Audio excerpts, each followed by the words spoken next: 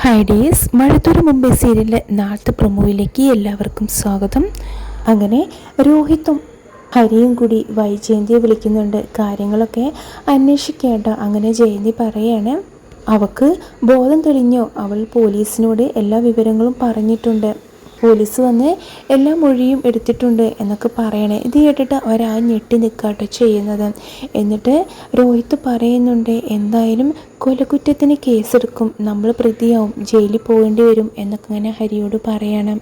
അവൾ ജീവിച്ചിരിക്കുന്നുണ്ടെങ്കിൽ അത് നന്നായി, നമ്മൾ കൊലക്കുറ്റത്തിന് കേസ് വരില്ലല്ലോ എന്നിങ്ങനെ പറയുമ്പോഴാണ് രോഹിത്ത് ഈ കാര്യം പറയുന്നത്.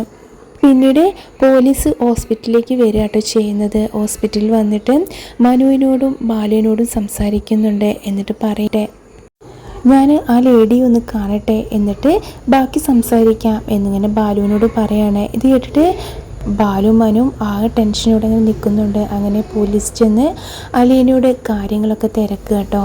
എന്നാൽ അലീന രോഹിത്തിനും അരിക്കുമെതിരെ കേസ് കൊടുക്കാൻ പോകുന്നില്ല. കാരണം അത് രോഹിത്ത് അലീനയുടെ സഹോദരനായിട്ട് വരികയല്ലേ. അതുകൊണ്ട് അലീന വേറെന്തെങ്കിലും പറഞ്ഞ് പോലീസിനെ തിരിച്ചു വിടുക കേട്ടോ ചെയ്യുന്നത്.